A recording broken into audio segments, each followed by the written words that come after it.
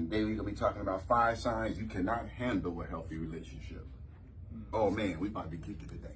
Word of the day is commitment phobia. Anybody ever heard of that before? Commitment phobia? Other name for commitment phobia is relationship anxiety. Commitment phobia, the other name for it is relationship anxiety, is when you have a fear of relationships. Doesn't mean you don't like relationships. You just have a fear of commitment. You like the new car smell. But once you start feeling yourself getting drug into that relationship, your emotions start getting invested. Saying of the day is, before I get my day started, Lord, I thank you. I know all of us we all woke up, so we all can say thank you. This talk is for educational purposes only. It is not a substitute for professional guidance, advice, treatment, or diagnosis. If you or someone you know is experiencing a mental health crisis, substance use or abuse, or suicidal thoughts, dial 988-988 is available 24/7 nationwide and staffed by trained crisis counselors who are just a text or a call away. I want to go right back to the saying of the day. Before I get my day started, Lord, I thank you. To wake up with a peace of mind, freedom from fear, anger, and guilt. That's your wealth, because money is not going to buy any of that. That's your wealth. 5 signs you cannot handle a healthy relationship. More often than not, we can be quick to blame someone else for the problems we face. Why can't they notice me more? Why can't they be less narrow-minded or listen to me when I speak? But are you putting in the same amount of effort on the table? If you can't mirror what you want to attract into your life, you're not going to keep it. If you do attract it, you're not going to keep it. Because sometimes we can get away with attracting some really good things because the outside looks so put together. But the outside is what attracts people. The inside is what keeps a relationship. Ooh, that's deep right there. Can you be just as attentive as your partner? The thing about relationships is you don't just learn how to love somebody. You can't be in a relationship with somebody and eventually they're going to learn how to love you. That doesn't happen like that. You can't tough it out with them and eventually they're going to get it. Because you can't teach a person how to love you if they don't know how to love. Get with them and now they got to learn how to love you. You need to know how to do that before I get with you. Can you be just as attentive as your partner? The thing about relationships is you don't just learn how to love someone, and it's also an experience that teaches you how to be a better person. So if you're in a relationship and that relationship isn't teaching you how to be a better person, that's the wrong relationship. That's not the one you're supposed to be in. If women can teach you how to be a better person, if your woman ain't teaching you how to be a better person, and you ain't teaching her how to be a better person, but if you're not in the right mindset, sometimes it's worth postponing and working on yourself first. Because if you're not in the right mind frame, you shouldn't be out there trying to be in relationships anyway. 5 signs you cannot handle a healthy relationship. Let me go back to this real quick one more time. Because a lot of times, man, we be sitting around saying, I need a good person in my life. I need a good person in my life. But are you a good person? 5 signs you cannot handle a healthy relationship. Number 1, you put yourself first before anybody else. That's cool when you by yourself, but when you're in a relationship, it's a relationship.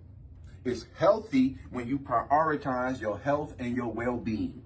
There is a difference between finding balance and just being downright selfish. Selfish lovers often suffer from feeling inadequate, which means people who are selfish in their relationships oftentimes don't feel like they're good enough. So when they show love to someone, even if it's just a little bit of love, check this out. So when they do show love to someone, even when it's just a little bit of love, they start to worry that it'll all be gone eventually. So once they start investing, even if they start acting right a little bit, they're going to pull right back. Because why am I doing that? Because they just going to leave me anyway. That's inadequate thinking. You're thinking about yourself in those terms. I'm not good enough to be in a relationship. You're not saying that to yourself. But subconsciously, that's how you feel. You sabotaging your own relationship. They're going to leave me anyway. If you're thinking like that and you in a relationship, you're supposed to be building something with somebody, they're going to leave me anyway. You see how that can be destructive? Yeah. When they show love to someone, even if it's just a little, they start to worry that it'll all be gone eventually. Selfish lovers are deeply troubled because they aren't self-connected, which means they're not connected to themselves. It's helpful to focus your energy on hobbies. Take hobbies that make you feel more self-connected. So if you don't feel connected and you're one of those kind of people, you need to start trying to connect with yourself before you start getting in a relationship. Figuring out who you are. So these are some of the activities that help you feel more connected to yourself. Jogging or walking, because then you're able to think and clear your head. Yeah, jogging, walking, journaling, writing down stuff, and also meditating. 5 signs you cannot handle a healthy relationship. Number 2, you're prideful and you think you are always right. You put your pride before love. You put your pride before the other person.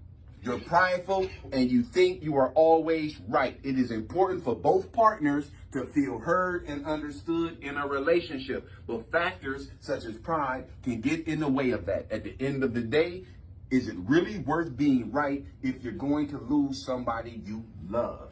Is it worth really being right if you're going to lose that person in the end? Wouldn't it just be better to agree to disagree peacefully? You say, you know what? We just disagree. Let's leave that alone. Another reason why some people are commonly reluctant to apologize is because they fear the other person won't take responsibility for their part of the conflict. So that's part of that prideful part, because a lot of times we're no different than children. I ain't apologizing to her. She ain't apologized to me. But somebody in a relationship got to take the high road. I mean, somebody in the relationship gonna have to be the adult in the room. But when we sincerely apologize first,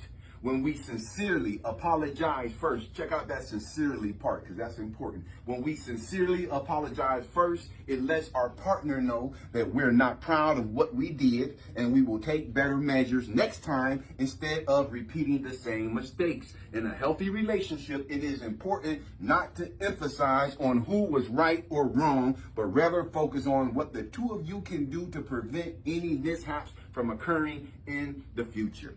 Focus on solutions instead of trying to focus on who was wrong and who was right.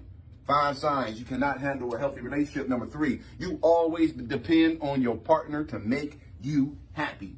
You be jumping through hoops all day trying to make somebody happy. Man, and some people can make it hard for you to make them happy if they know that you're willing to do it.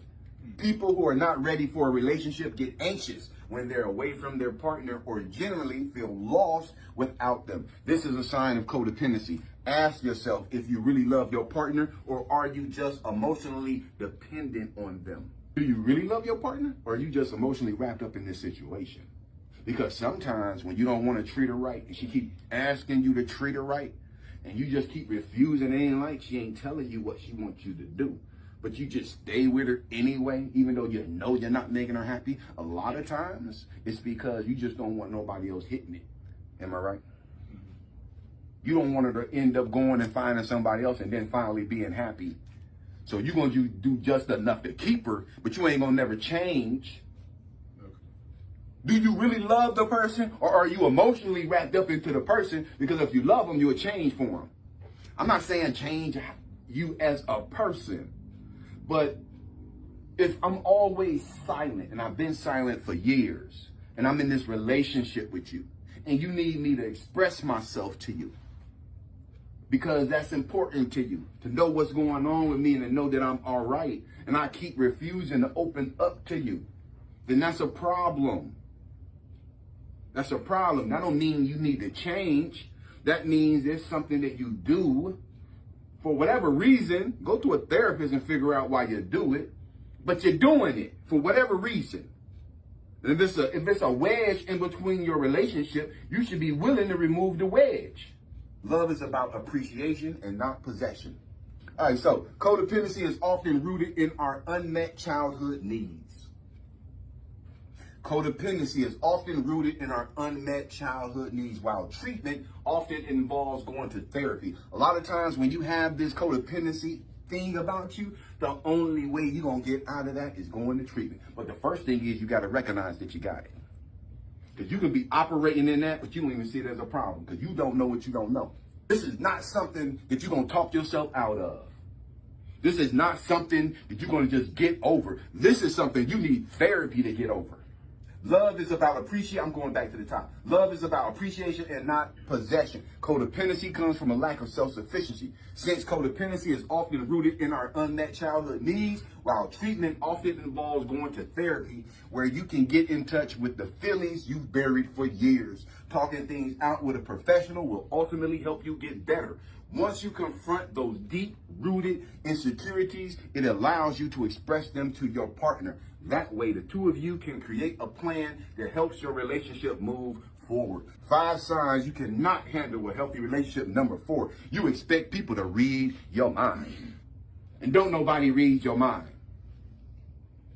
And a lot of times when you think that people are supposed to read your mind, you be acting out passive aggressive. Poking your lip out because you're mad because ain't nobody acknowledging that the fact that you're mad because don't nobody know that you're mad because you ain't told nobody. Communication is an essential part of making relationships work. If you're passive aggressive and chose not to tell your partner what's upsetting you in fear of creating conflict or to test if they care about you, is it really fair to be mad at the other person when they don't even have a clue? Strengthen your communication skills. Avoid attaching blame when you make your I statements.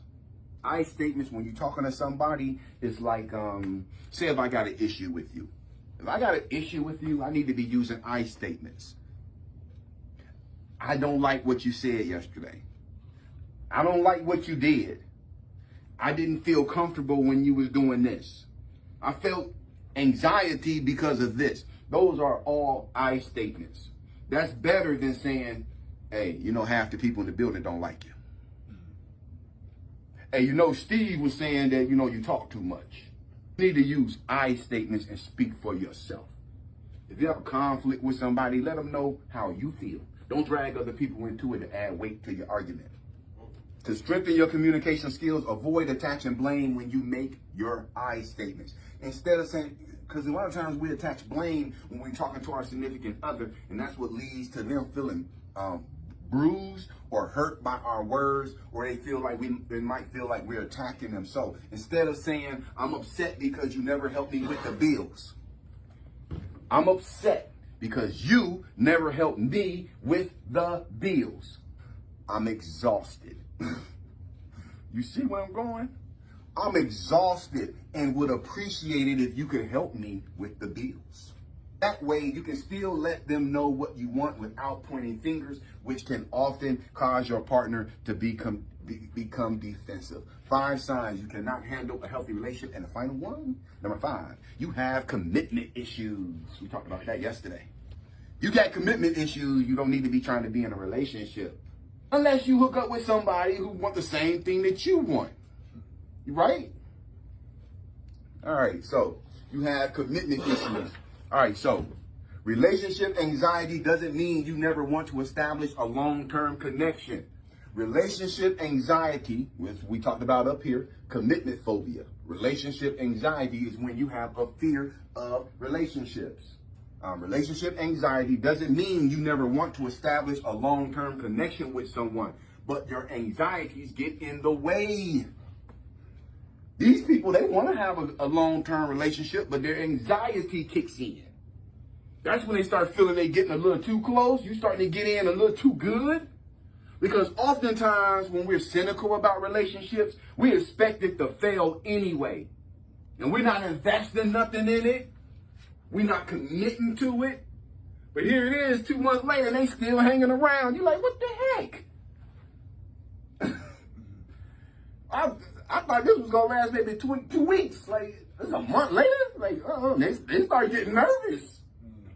Because you haven't messed up yet. They predicting you would have messed up a long time ago. 4 months into it. Oh, they going to be nervous. Oh, they starting to pull me in, especially if they talking about I love you when they get off the... You want to have a baby? Oh, yeah.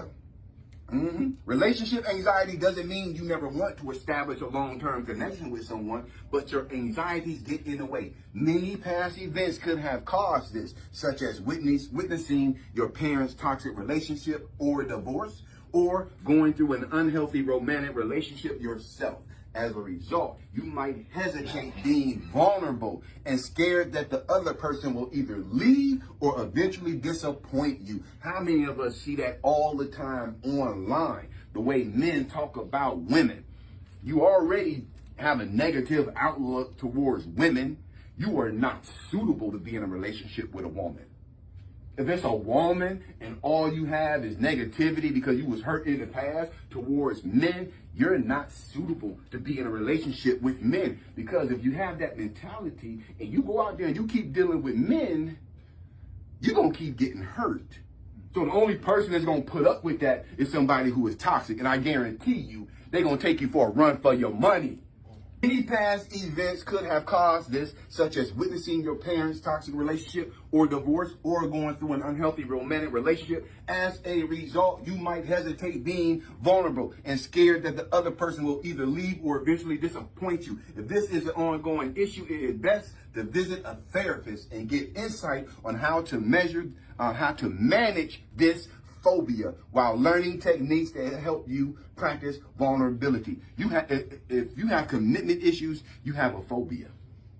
Because if there's a healthy person that wants to spend their time with you and be in your life, and then you freaking out about that, you ain't no different than a person who has a phobia against spiders. You don't want to be vulnerable. And the only way you can be in a healthy relationship is you got to be vulnerable. But you don't keep everything close to your chest while that person opens up like a flower to you. You both have to open up to each other or it won't work. 5 signs you cannot handle a healthy relationship. Number 1, you put yourself first before anyone else. Number 2, you're prideful and you think you are always right. Number 3, you always depend on your partner to make you happy. Number 4, you expect people to read your mind. And number 5, you have commitment issues. Yeah, some of that. Especially the commitment part where, like, the woman was, I had one ask me a question like, well, I'm not saying we're gonna move, but if we were to live anywhere else, where would you like to live? Man, you talk grown up, so what do you mean? That made you nervous? Yeah. Like, you move a little fast. I ain't know it that long. You pulling up roots and leaving somewhere. Yeah, that kind of told me. So not long after that, we kind of parted ways. a little bit. Yeah, So you wasn't ready? No.